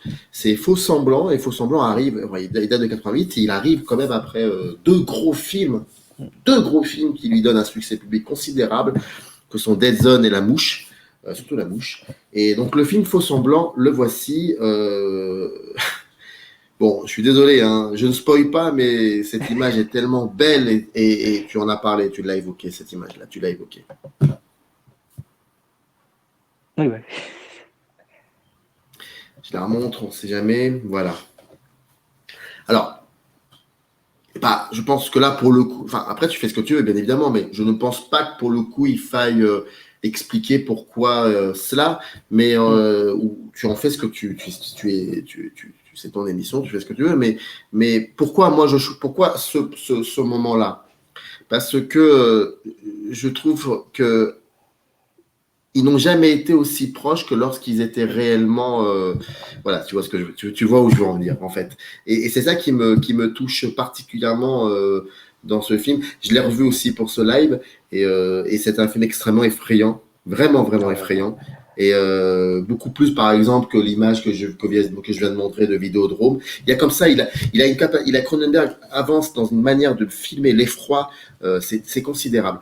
Et ce film-là, pour le coup, mêle beaucoup de choses et je trouve même, est-ce que c'est l'un de ses premiers films dans lequel il commence à se faire cohabiter la question du corps et la question de la psychologie? Ouais, elle est toujours présente. La cohabitation entre les deux, elle est toujours présente. C'est-à-dire qu'on parlait tout à l'heure de chromosome 3. Chromosome 3, c'est déjà présent puisqu'il y avait un personnage qui accouchait de sa haine, à proprement parler, donc qui a touché d'un état interne psychologique. Ça créait une sorte d'excroissance sur son corps et ça créait même la vie au sens biologique du terme. Dans Vidéodrome, la question de la nouvelle chair, c'est fondamentalement ça. C'est les conséquences de ce que tu disais tout à l'heure, de l'écran et de l'image qui va venir modifier et altérer le corps, à tel point que le personnage de Ren devient un magnétoscope humain proprement parlé. Bon. Après, il y a tout ça aussi sur la question du complot, etc. C'est ça qui est aussi très présente chez Cronenberg aussi, des hallucinations de ces mais pour revenir à Faux Semblant, je pense que, par contre, ce que tu dis, la cohabitation et l'équilibre absolu entre les deux, je pense que là, il y a quelque chose qui est de l'ordre de la perfection avec celui-là. Et c'est d'autant plus intéressant quand on le compare avec le film qui est juste avant, tu disais La Mouche, qui est un film effectivement grand public, un gros succès, qui est pour moi, qui est certainement le film le plus gore, visuellement en tout cas, le plus chargé graphiquement de Cronenberg, mais quand même temps le plus beau et le plus moi c'est certainement le film qui me touche le plus. C'est un des rares films gore qui me fait pleurer, La Mouche, parce que je trouve que c'est un film magnifique. Ça peut être une relecture de La Belle et la Bête, on peut le relire de plein de manières, donc c'est un film sublime. Et là on arrive à quelque chose, je trouve, avec Faux Semblant, où on a une sorte d'équilibre. Il n'y a plus de gore du tout dans Faux Semblant, il y a une goutte de sang ou deux à tout casser. Il n'y a plus vraiment d'éléments, on va dire, fantastiques expliqués, c'est-à-dire qu'il n'ouvre plus la porte du monstre. C'est-à-dire que ce que dit Stephen King quand il fait un film d'horreur, qu'il écrit de l'horreur, je crois que c'est dans Anatomie de la peur qu'il décrit ça, Anatomie de l'horreur, je ne sais plus comment c'est le titre de son ouvrage, mais il dit que pour lui c'est important, quand on raconte l'histoire d'un monstre, il faut ouvrir la porte. Pour lui, il convient d'ouvrir la porte, de montrer ce monstre-là, il doit être montré. Là où Cronenberg il ouvrait la porte clairement dans La Mouche en montrant son monstre, sa créature, et il le faisait dans Chromosome 3 aussi, il le fait dans une certaine mesure dans Vidéodrome aussi, parce que la monstruosité il la montre. Là, ce que je trouve génial dans Faux Semblant, c'est que la monstruosité, il ne la montre pas, il ne fait que la suggérer. Elle est présente, il y a de la monstruosité, on est là, on est devant ce qu'on appellera des frics, hein, fondamentalement, c'est ça. Mais il n'y a plus d'excroissance, on va dire, purulente, dégueulasse, répugnante, viscérale. Et en même temps, c'est là. Mais c'est là dans mon imaginaire. Tout ce qu'il avait construit graphiquement jusqu'à maintenant, là, il le fait travailler. Il travaille sur ton imaginaire principalement. Simplement sur les regards des personnages, sur la psychologie qui sous-tend on va dire leur arc narratif, leur arc de développement. Tout ça, la monstruosité, elle est là-dedans. Là, pour le coup, je dirais même, peut-être dans une certaine mesure, que là, on commence déjà à basculer du côté psychologique pur, Oui. même si effectivement, il y a des conséquences sur le corps, évidemment. Et puis, il y a ce côté Beverly qui sont. Beverly et Elliot qui sont finalement le même personnage, en fait, puisqu'ils s'appellent. Ils ont comme surnom Bev et l'autre Ellie. Donc, tu relis ensemble, ça fait Beverly. C'est-à-dire qu'ils seront pareils. Ils ont juste un corps différent, en fait. La seule chose qui fait qu'ils sont séparés, c'est leur corps, en fait. La seule barrière à ce qu'ils soient totalement unis, c'est leur corps. Puisque après, ils changent de place continuellement. Ils sont la même personne, puisque avec les femmes, ils passent leur temps à rouler l'un après l'autre, à se faire passer l'un pour l'autre. Il y a effectivement un qui est plus le cerveau et l'autre plus le corps. Il y a celui qui réfléchit, qui a toute la thèse. D'ailleurs, le deuxième passe son temps à dire que celui qui fait les recherches, c'est l'autre et pas lui, et qu'il n'a pas envie de s'octroyer ses recherches, mais en même temps, il le fait. Et puis lui s'occupe plus des femmes et il couche, c'est un jouisseur au sens plus strict du terme, où c'est lui qui profite plus du plaisir charnel, et il offre justement le plaisir charnel à son frère à certains moments, puisqu'il lui offre les femmes, ses conquêtes. Donc il y a ce côté-là, la dichotomie corps-esprit qui est présente encore ici aussi, le lien avec le corps, le fait que le corps est un obstacle à l'esprit et justement qu'un obstacle à l'unité de ce personnage, qui est en fait un seul et même personnage, qui est incroyablement interprété. En plus, en termes d'effets spéciaux, je trouve que le film, pour le coup, là où les effets spéciaux sont très graphiques dans les autres films, là, les effets spéciaux sont très discrets. C'est ça que je trouve génial aussi, c'est que il a atteint en termes. Le travail des effets spéciaux est, je pense, fondamentalement le plus complexe peut-être qu'il ait pu avoir à faire.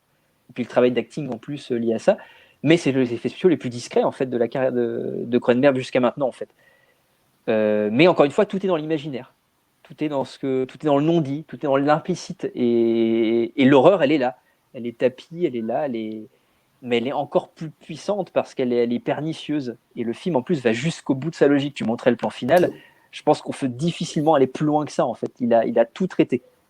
Il a tout fait, en fait, là. Et c'est pour ça que moi, je considère qu'après ça, Cronenberg a moins de choses à dire.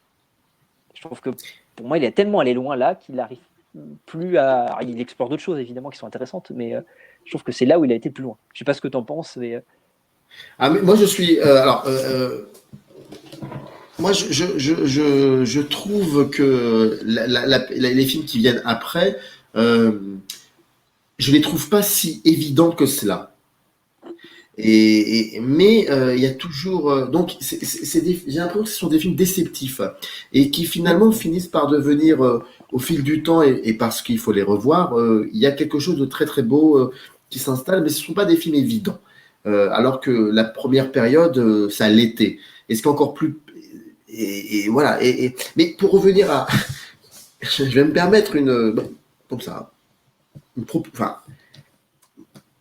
Est-ce que The Prestige de Christopher Nolan a quelques connexions avec Faux Semblants? Pourquoi pas, c'est vrai. J'ai pas du tout réfléchi dessus.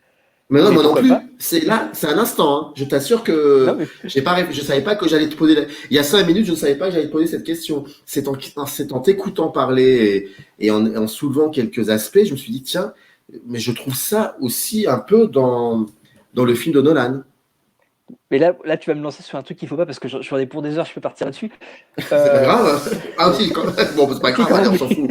C'est vrai que j'ai un live après, mais c'est pas grave. C'est pas grave. C'est pas grave. Non, si je te pose la question, c'est que ça m'intéresse de savoir. Je suis très curieux. Je réfléchis parce qu'en fait, j'ai un autre métier à côté. Je suis magicien depuis une vingtaine d'années maintenant. Oh, qu'est-ce que j'ai pas fait? L'un des plus beaux plans de l'histoire du cinéma pour moi, c'est Abracadabra. Pour moi, c'est l'un des plus beaux plans. C'est extraordinaire ce plan-là. Extraordinaire. Mais il y en a mon plein. Préféré de Nolan. Alors, c'est mon préféré de Nolan aussi. Bon, il n'y a pas beaucoup de Nolan que j'aime, donc celui-là ressort particulièrement. Et je pense aussi, en plus, je pense que c'est le meilleur film sur la magie qui ait pu être fait, en fait, aussi. Parce que Ouais. la magie cinéma, c'est très très lié quand même, parce que leur histoire, je veux dire, ne serait-ce que, on va revenir sur Méliès, on pourrait revenir aux origines, le fait que Méliès a été directeur du théâtre Robert Houdin, qu'à l'origine c'était un magicien aussi, qu'il a essayé de transmettre enfin, il a utilisé le médium cinématographique pour faire ce qu'il ne pouvait pas faire sur scène par le biais du trucage vidéo avec la disparition par arrêt d'image donc etc. Tous les fondus enchaînés, etc. qui permettent justement de créer de la magie, de passer d'une séquence à une autre, de faire disparaître un personnage, etc. Alors que c'est un accident d'ailleurs au départ. Je crois que c'est un corbillard qui s'est transformé en taxi lorsqu'il faisait des prises sur je ne sais plus quelle place à Paris. Et il a coupé sa caméra, il l'a rallumée et quand il a remis tout d'un coup, il a vu que le corbillard s'est transformé en je ne sais plus quoi, autre chose où il avait disparu. Donc la substitution par arrêt d'image. Et c'est de la magie, en fait, fondamentalement, le cinéma, c'est de la magie, c'est la même chose, on est sur la même base, c'est créer des illusions, le cinéma, c'est comme la magie, c'est l'art du mensonge, en fait, tout ça, c'est du mensonge. Et effectivement, quand tu parles du prestige, il y a cette idée du trucage, du double, et alors, ça ramène à Freud aussi, parce qu'on peut aller là-dessus, la question de l'inquiétant tranché chez Freud, qui est l'inquiétant étrangeté du double de celui qui me ressemble, mais qui me ressemble pas suffisamment pour être le double, pour faire identité. C'est ce qu'on appelle l'inquiétant tranché dans le fantastique, c'est le fait de ce qui me fait peur, c'est pas ce qui est altérité totale. C'est pas si je sais pas si je suis dans une pièce et qu'il y a un dragon qui dégomme la pièce. Bon, ça fait peur, hein, bien sûr, mais c'est pas pernicieux.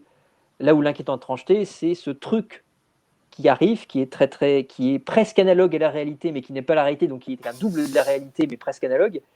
Et c'est dans la fine ou la très très sourde différence entre les deux que va se nicher mon inquiétude et ma peur. C'est ce qu'on trouve chez Maupassant, c'est ce verre d'eau qui va se vider alors que le personnage principal, je ne sais plus comment c'est vraiment narré, mais il ferme les yeux et le niveau n'est plus le même. Et là, il y a deux possibilités, soit la folie, ce que dit Sventan Todorov, c'est le fantastique, c'est l'hésitation. C'est pas vraiment, on disait tout à l'heure avec l'ouvrir la porte avec Stephen King.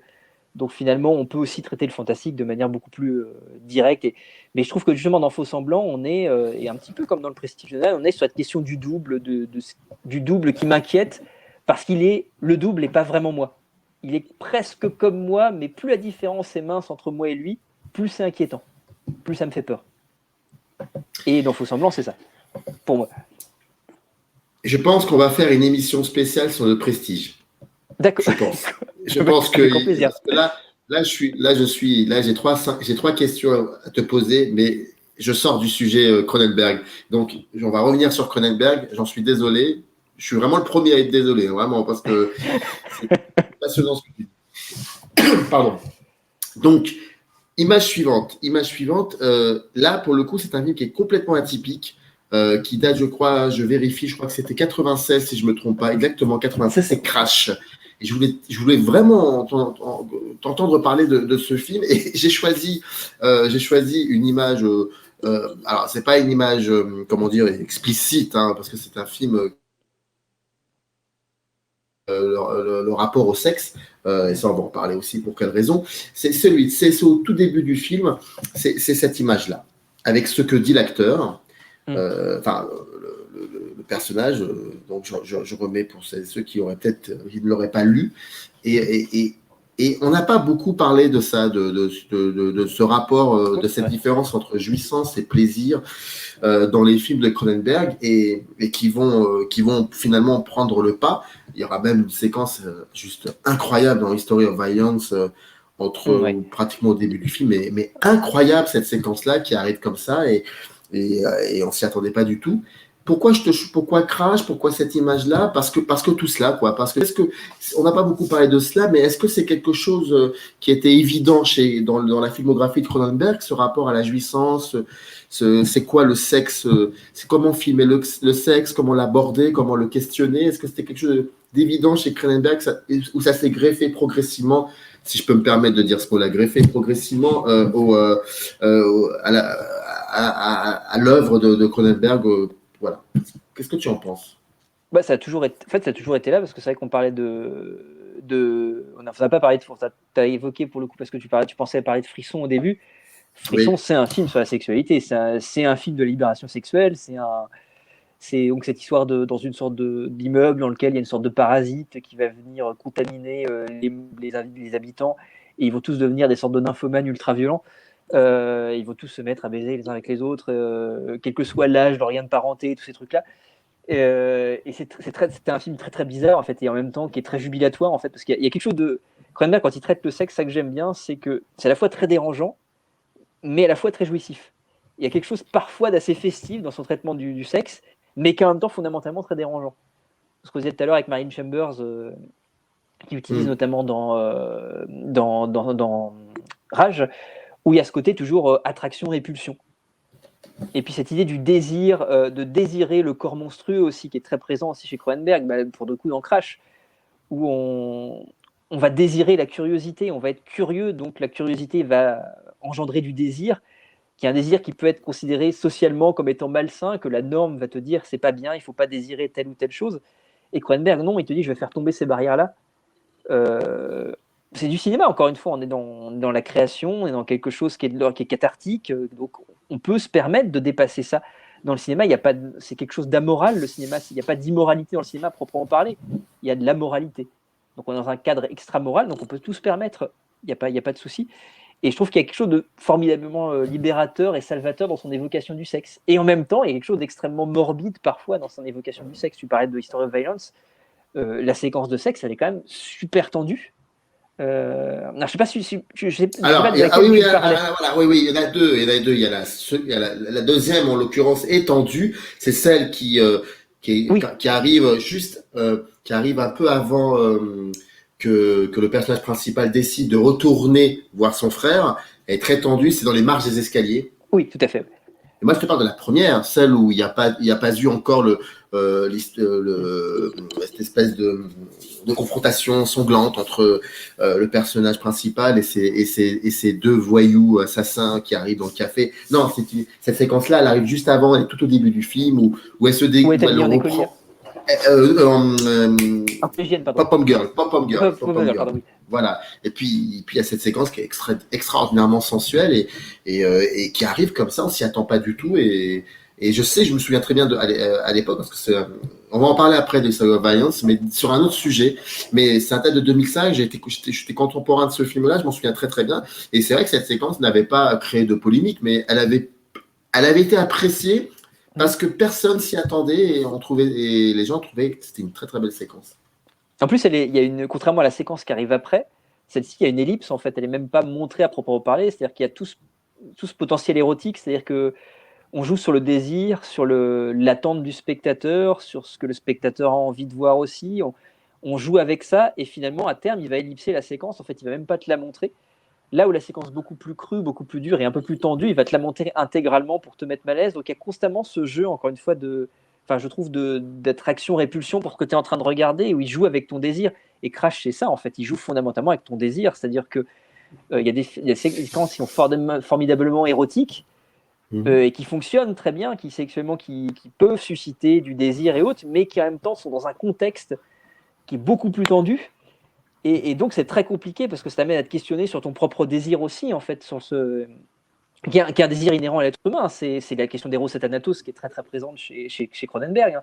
Sur ce désir, le lien indéfectible entre le désir de vie, la pulsion de vie, la pulsion de mort, en fait. Et dans Crash, c'est vraiment un truc très, très posé, très clair sur ce lien entre la mort et le sexe, qui est une pulsion de vie parce que c'est une affirmation de la vie, mais qui est dans une certaine mesure aussi une pulsion de mort parce que c'est l'annihilation du sujet dans le rapport sexuel. En fait, c'est la disparition du sujet qui s'évanouit dans ce rapport-là, qui est la petite mort, qui est l'orgasme.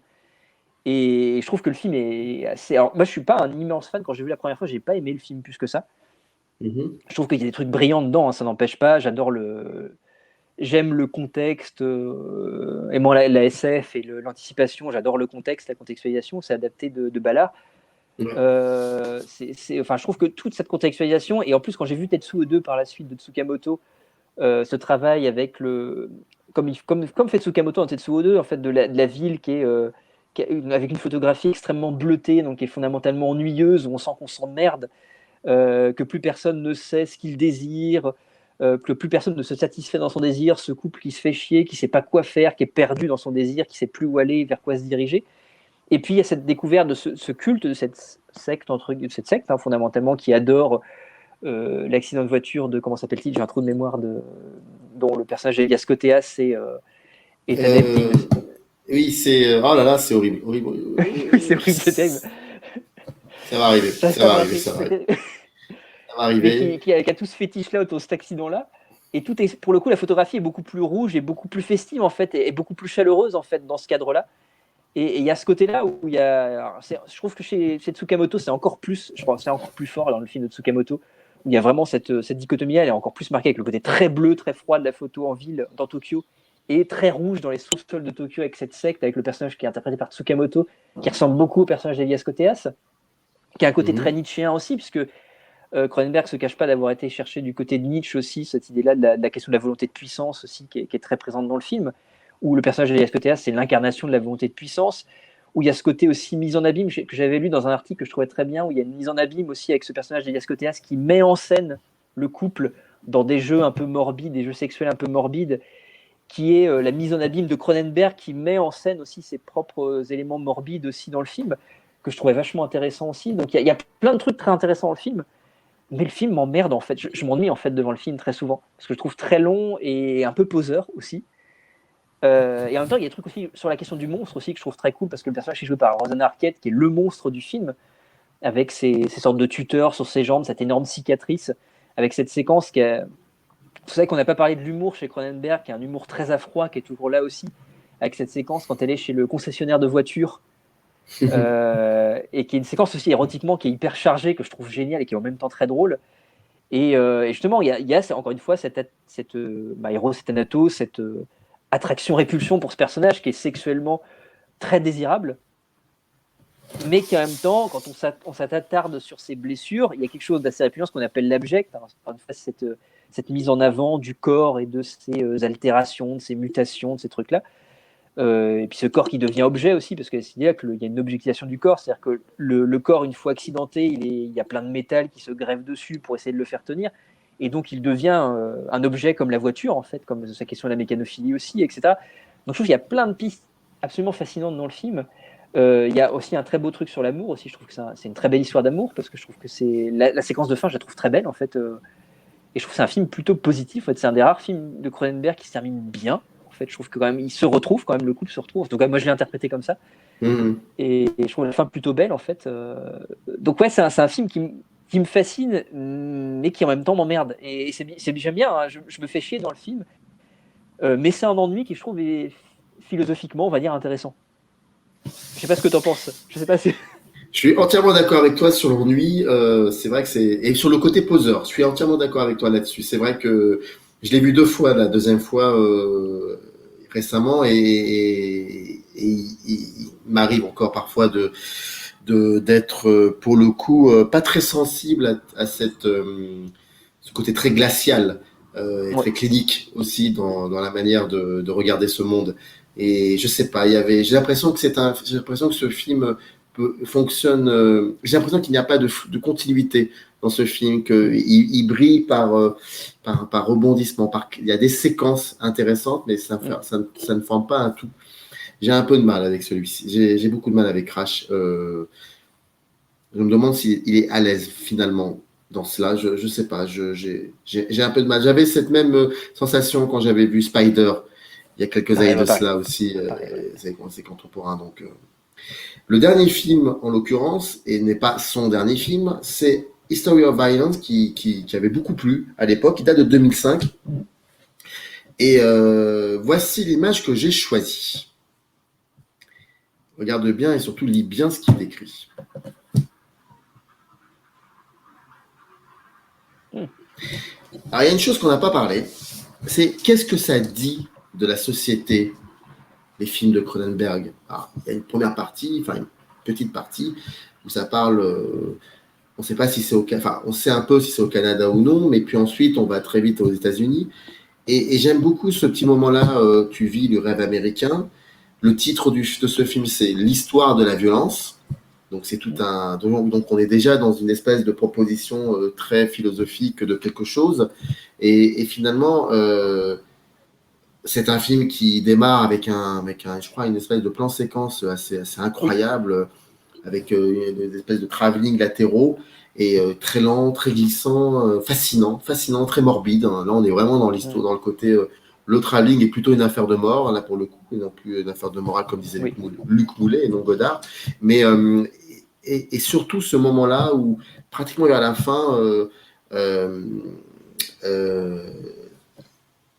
Richie, donc le grand frère, dit au petit frère qui est joué par Viggo Mortensen, qui est le héros du film, il lui dit mais tu vis le rêve américain, n'est-ce pas? Et j'ai trouvé ce moment-là intéressant parce que c'est vrai que je me pose cette question et là pour le coup le film parle de cela, comme Cosmopolis parle de cela aussi, Mm. comme Les Promesses de l'ombre Oui. parlent de cela aussi, mais quel est le rapport qu'entretient à ce moment-là Cronenberg avec cette société? Ça dit quoi de cette société, ces films-là? History of Violence, même peut-être Dead Zone beaucoup plus tôt aussi. Ça dit quoi? Et ça, on n'en a pas parlé. C'est pour ça que, à travers ce film-là, je voulais te proposer cette question-là. Après, tu peux aussi me parler un peu du film, de ce qu'il représente pour toi et dans l'œuvre de Cronenberg. Non, mais je sais bien que tu as choisi des deux films intéressants aussi quand même, parce que le Crash, ça reste, c'est eu sa première consécration à Cannes, puisqu'il a le prix du jury. Et là, c'est le 97. couronnement à Cannes, puisqu'il a Palme d'Or pour le coup. Ça, si je ne me trompe pas, c'est la Palme d'Or hein, pour History of Alors là, Violence. je vais quand même vérifier. Oui, Je, j'ai un doute, j'ai un doute. j'ai un doute aussi. Je me souviens pas qu'il avait eu la Palme d'Or. Je dis Je vais quand peut-être une même très grosse vérifier. connerie. Non, bah non. Mais Qu'est-ce que je dis? J'ai une grosse connerie. Alors, je sais pas, il a eu un prix à Cannes. Je crois qu'il a eu il un était, prix. il était en compétition Ah, effectivement pour la Palme d'Or, mais il ne l'a pas eu. Il ne l'a pas eu. ah, Il ne j'étais l'a pas eu. convaincu qu'il avait un prix. Donc, Non, non, j'ai non, une connerie, pardon. non, mais pour rigole ou quoi, c'est pas très grave ça. C'est pas très grave. Mais c'est un film qui a marqué en tout cas. Je me souviens très Oui. très bien il a eu Et qu'il y une a eu un adhésion succès de la public en critique. plus. Exactement. Mais alors, Exactement. pour le rêve américain, c'est vrai que c'est un peu comme on parlait de Lynch au tout début. Je trouve qu'il y a des liens aussi avec Lynch sur cette idée. Oui. Il y a parce que bah, Blue Velvet pour moi, voilà, Blue Velvet, on peut très bien le lier avec celui-ci en fait, parce qu'il y a ce monde criminel nocturne et un personnage, on va dire lambda. Alors là, pour le coup, un petit peu différemment parce que dans Blue Velvet, le personnage ne fait pas partie de ce monde-là. Il va rentrer dans ce monde-là malgré lui, on va dire ça comme ça, ou par un concours de circonstances et par curiosité aussi. Là, je trouve que là, pour le coup, le personnage fait partie de ce monde-là. Et je vais revenir sur des trucs un peu freudiens, cette idée-là aussi, c'est la question du principe de réalité, pareil, de la même manière. Je En fait. t'en prie. Je t'en prie, fais-le. Je C'est... t'en prie, fais-le. Mais je pense encore une fois que c'est la même chose, en fait, c'est que la réalité, ce rêve américain, c'est le refoulement, en fait. Enfin, c'est ce qui te pousse à refouler, c'est un monde extrêmement normé. C'est ce truc très lisse, ce truc qui cache l'abject. L'abject, c'est une psychanalyste qui s'appelle Julia Kristeva qu'est-ce qui va faire chanceler on va dire les fondations de la civilisation, des sociétés, etc. Donc tout ça est caché dessous. Mais encore une fois, comme chez Lynch, comme on peut trouver aussi chez Tim Burton aussi, hein, où c'est ce qui est c'est le monde criminel dans lequel évoluent les personnages. C'est ce magma un petit peu dessous qui est caché sous un vernis bien propre et que ce personnage de interprété par Viggo Mortensen passe son temps à remettre des couches sur ce vernis. Et on voit qu'au bout d'un moment, évidemment, dès qu'il y a cette prise d'otage, enfin ce braquage dans l'endroit où il bosse, dans le petit restaurant dans lequel il bosse, ça va se fissurer. En fait, tout ça va se fissurer au fur et à mesure. Et puis ça va contaminer parce qu'il y a toujours cette question de la contamination aussi, c'est-à-dire que l'inconscient ou ce qui est refoulé va contaminer progressivement une fois que la porte est ouverte, que ça s'est fissuré, va aller contaminer ce rêve américain et va le pourrir en fait. Parce que tout est déjà là en fait, c'est l'histoire de la violence, l'histoire des États-Unis, elle est construite sur la violence fondamentalement. Et ensuite, on a mis des couches et des couches et des couches de civilisation pour créer ce monde idéal, beau, lisse. Mais il y a ce magma qui est toujours dessus. Et à certains moments, ça va se fissurer. Et moi, c'est vrai que j'interprète cette prise d'otage, ce braquage dans le truc, comme étant ce qui va amener la fissuration de ce truc-là, la fissuration, je ne sais pas, la fissure, et c'est ce qui va faire tranquillement sortir le magma. Et on parlait de la séquence de sexe qu'il y a dans History of Violence, qui est hyper tendue, parce que là où au début on avait une séquence de sexe qui était plutôt innocente dans une certaine mesure, qui était très belle aussi, et dont on en faisait une ellipse parce que, encore une fois, on montrait pas trop, même si elle est très curieuse cette séquence-là aussi, parce que le fantasme qui est exposé peut paraître un petit peu étrange eu égard aux normes sociales. Parce que l'idée, c'est quand même que la maison dans laquelle ils sont, c'est leur lieu d'intimité. Donc, quand tu es chez toi, tu peux te laisser aller à certaines choses aussi, parce que tu es chez toi. Et quand tu vas dans la société, bah, c'est la persona, tu mets ton masque pour pas être. Tu n'exposes pas qui tu es véritablement, parce que sinon, ce serait le bordel, évidemment. Mhm. Et là, pour le coup, tout se fissure, tout explose, et tout va commencer à contaminer le rêve américain, en fait, et va commencer à pourrir. Alors, lui va décider de refermer la porte et d'aller se confronter au truc et d'aller détruire ce magma-là. Pour le faire disparaître, pour revenir et après. Et justement, la question finale, c'est est-ce que sa famille va accepter cette part d'ombre pour revenir à ça? Parce qu'on pourrait aller aussi chez Jung avec la question de la part d'ombre aussi. C'est pas pour anodin qu'il réutilise Jung aussi dans la dispute entre Jung et Freud dans Dangerous Method. Mais là, pour le coup, s'il y a des gens qui sont plus à même en psychanalyse, il ne faut pas qu'ils hésitent en commentaire à rectifier si je suis pas assez précis là-dessus ou si je commets des petites erreurs. Mais voilà, moi je l'interprète vraiment comme ça, comme le rêve américain qui cache cet abject qui est caché dessous, qu'on a empilé sous des couches et des couches de lois, de normes, de ce qu'on considérait comme étant la justice, le bien, etc. Et qui va venir de temps à autre se rappeler à cette civilisation-là, à cette société-là, et le monde criminel, comme il est évoqué dans History of Violence, mais aussi dans Les Promesses de l'ombre. Parce que Les Promesses de l'ombre, pour le coup, là, pour le coup, on est plus proche de Blue Velvet aussi, dans cette idée qu'on a un personnage extérieur à ce monde mafieux qui va découvrir un élément qui va être amené à pénétrer ce monde-là aussi.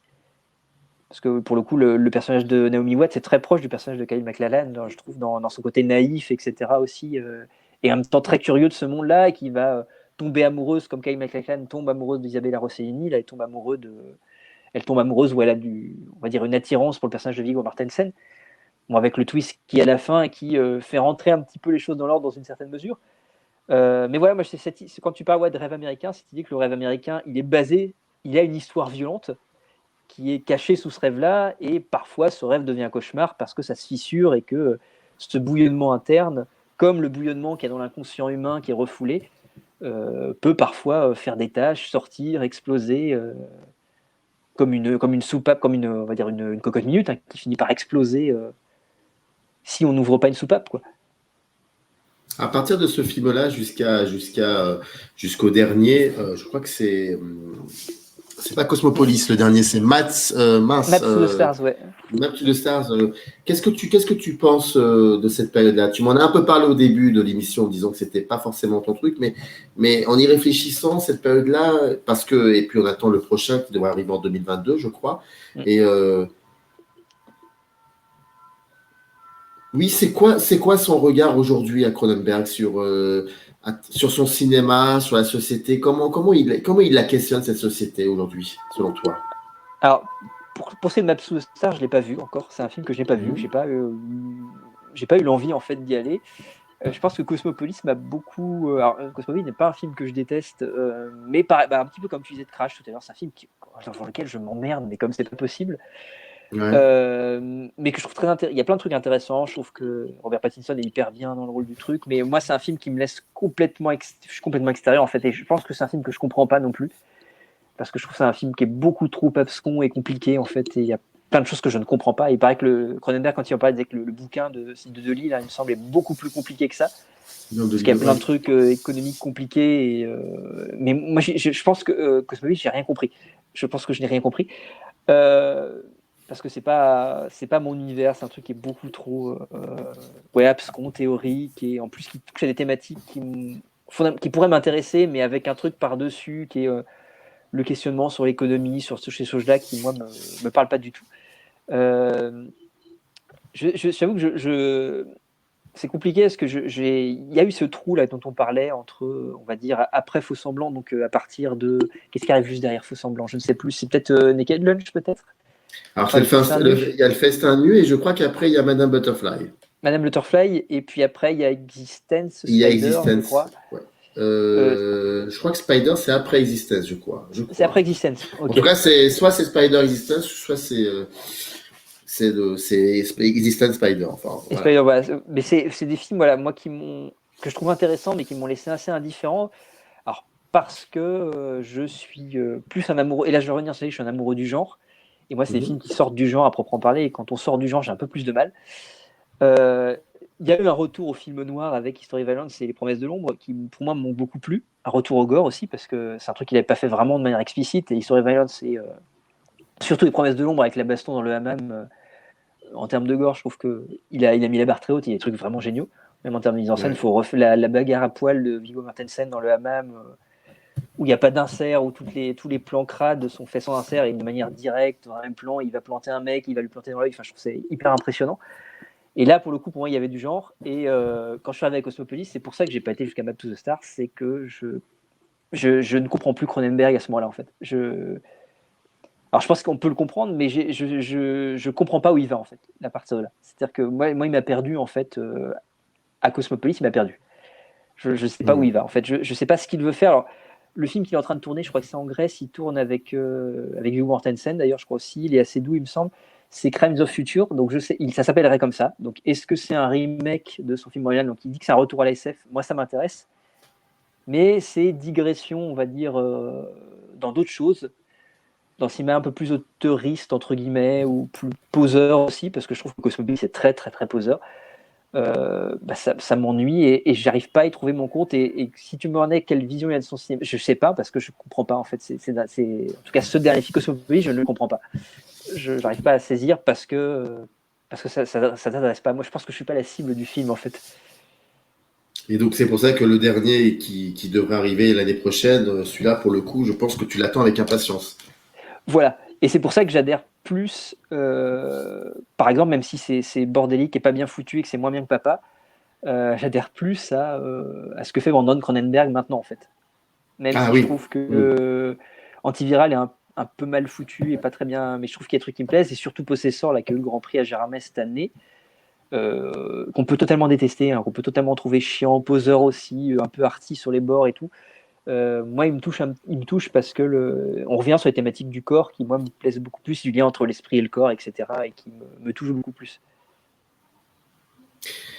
Bah, écoute, je pense qu'on va s'arrêter là en attendant le prochain qui devrait arriver l'année prochaine si tout se passe bien. Donc Oui, déjà, on sait qu'on va se revoir pour parler de The Prestige. Voilà, ça avec grand c'est plaisir. à la rentrée certainement.